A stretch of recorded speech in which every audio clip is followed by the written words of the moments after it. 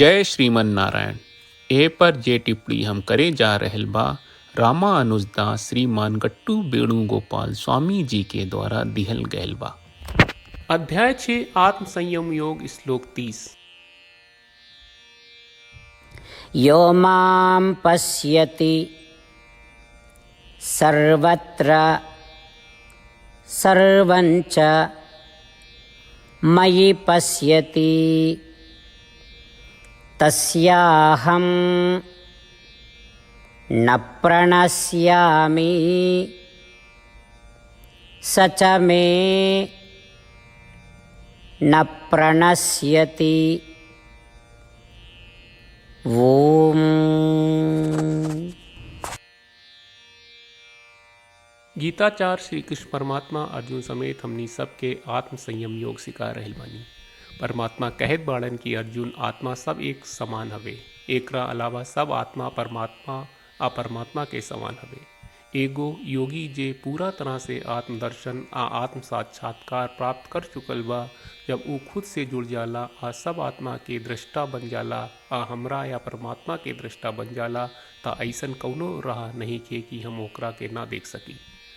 जैसे हम आत्मा का समान बानी, अतने ना जब हम परमात्मा आत्मा से जुड़ जाला ता कौनो तरीका नहीं के कि योगी हमरा सामने ना लौके, काहे कि ऊ आत्मा हमरा से एके जैसन बा। ई प्रकार श्री कृष्ण परमात्मा एगो अद्भुत लाभ के खुलासा कर रहल बानी, जे एगो योगी जे पूरा तरह से आत्मदर्शन आ आत्म साक्षात्कार प्राप्त कर चुकल बा, ऊ जब भी खुद के सब आत्मा के एकजुट करेला ता ओकरा के प्राप्त होला। और जब भी हम खुद के जुड़तानी ता योगी हमरा के देखतानी। श्री कृष्ण परमात्मा के शिक्षा के ध्यान करत घड़ी सिद्ध योगी के जौन बड़न लाभ मिलेला ओकरा के याद करे के कोशिश करत आ नित्य आत्म ध्यान के प्रयास करत घड़ी हमनी के सभे श्री कृष्ण परमात्मा के वचन के दोहरावेल जाए। यो मां पश्यति सर्वत्र सर्वञ्च मयि पश्यति तस्याहं न प्रणश्यामि स च मे न प्रणश्यति। श्रीमद् भगवत गीता का पूरा सार श्री कृष्ण परमात्मा ने अध्याय 18वें के श्लोक 65 से 70 में 8 काम करे खातिर देले बाड़े। श्री कृष्ण कहले, हम ओ लोगन से प्रेम करनी जो लोग इन 8 बातन के मान तारे। हम ओ भक्तन के हर तरह से रक्षा करब। श्री कृष्ण परमात्मा के द्वारा बोलल गईल संपूर्ण भगवत गीता सुनला के बाद अर्जुन कहले, करिष्ये वचनम त्वा, जेके मतलब बा कृष्ण मैं वही करब जौन आप कही। यही कारण बा श्री कृष्ण अर्जुन के हर तरह के सफलता आ विजय प्रदान करेले। आई परमात्मा के आपन व्रत देई कि हमनी के ये 8 गौ कर्म के पालन करी जा। ई वचन परमात्मा के देवे से बड़न कौनो पूजा तपस्या यज्ञ नहीं। हम 8 प्रण कहब जौन हमनी के करे के चाहिए। आप सब कृपया इन्हन के आपन दिमाग और दिल में सोची। श्री कृष्ण के आपन वचन देवे के ई तरीका में हमनी सबकी कल्पना करे के चाहिए कि श्री कृष्ण का चेहरा खुशी से चमकत बा और खुशी के एहसास करत बा। जय श्रीमन नारायण। यहाँ हमनी के 8 वादा बा। हमनी के पहला वादा, हे श्रीमन नारायण, आपका निर्देश के मुताबिक हम हमेशा तोहार ध्यान करब और तोहार बारे में सोचब। हमनी के दूसरा वादा, हे श्रीमन नारायण, आपका सलाह का अनुसार हम हमेशा आपका भक्त रहब। हमनी के तीसरा वादा, हे श्रीमन नारायण, हम आपन सब काम तोहरा सेवा के रूप में और तोहरा संतुष्टि खातिर करब। हमनी के चौथा वादा, हे श्रीमन नारायण, जैस की आप माने के कहले रहलू, हमरा बहुत विश्वास बा कि हम आपके होई और हम हमेशा आपन दोनों हाथ जोड़ के आपके नमस्कार करब और आपकी पूजा करब। हमनी के पांचवा वादा, हे श्रीमन नारायण, हमरा के तोरा बात माम एकम शरणम ब्रज 1866 याद कहले, जहाँ आप हमरा के आपन का अर्पित करे का कहा। श्रीमन नारायण, मैं हमेशा तोहरे शरण में रहब। हमनी के छठवां वादा, हे श्रीमन नारायण, हमरा के तोहरा बात माँ सुचहा 1866 याद कहले कि आप हमनी के शोक ना करे का आश्वासन दे रहे बड़े, हम अब और शोक ना करब। हमनी के 7वां वादा, हे श्रीमन नारायण, आपने हमरा खातिर श्रीमद् भगवत गीता के वितरण करके हम सबके कृपा कहले और आशीर्वाद दहले बा। हम वादा करत बानी कि रोजाना कम से कम 1 श्लोक पढ़ब या सुनब।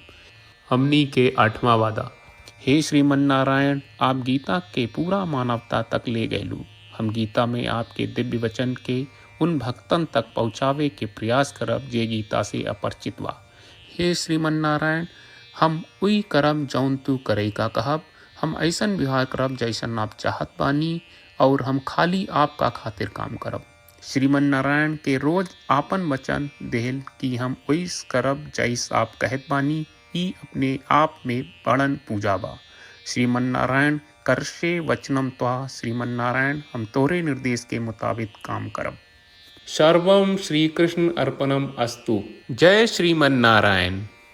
यो मां पश्यति सर्वत्र सर्वञ्च मयि पश्यति तस्याहं न प्रणश्यामि स च मे न प्रणश्यति। ॐ यो मां पश्यति सर्वत्र सर्वं च मयि पश्यति तस्याहं न प्रणश्यामि स च मे न प्रणश्यति। श्रीमन्नारायण, करिष्ये वचनं तव। सर्वं श्रीकृष्णार्पणमस्तु। जय श्रीमन्नारायण। जय श्रीमन नारायण। सब भक्त लोगों से विशेष अनुरोध बा, जीवन में हर चीज में हमनी के तत्कालिक और प्रभावशाली परिणाम की अपेक्षा रहेला। एकरा खातिर आइए रोजाना 1 मिनट के समय निकालल जाए और नारायण आश्रम पढ़ल जाए। नारायण आश्रम प्राप्त करे खातिर नारायण आश्रम वेबसाइट पर जाई, जो www.narayanashram.org है, और पंजीकरण में आपन नाम और ईमेल दर्ज करी। आपके द्वारा प्रदान कईल गई ईमेल पर आपका एक नारायण आश्रम PDF प्राप्त हुई। PDF में एक रामायण श्लोक, एक गीता श्लोक और एक विष्णु नामम बा। ये तीनों के मिल के नारायण आश्रम कहल जाला। हर व्यक्ति के ये श्लोक के अलग अलग संयोजन मिलेला। जब हर कोई 24,000 भक्तन के साथ रोजाना आपन नारायण आश्रम पढ़त आ सुनत बा, ता हर दिन संपूर्ण रामायण का 1 दौर, श्रीमद् भगवत गीता पारायण के 33 दौर और श्री विष्णु सहस्त्रनाम स्तोत्र पारायण के 24 दौर प्रतिदिन पूरा होएला। ये एक बहुत ही उल्लेखनीय और विलक्षण परिणाम बा, जौन हर एक दिन ऐस करे से निकलेला। ये कारण बा कि आप और आपके परिवार के सदस्य तुरते जाके आपन नारायण आश्रम प्राप्त करी। जय श्रीमन नारायण।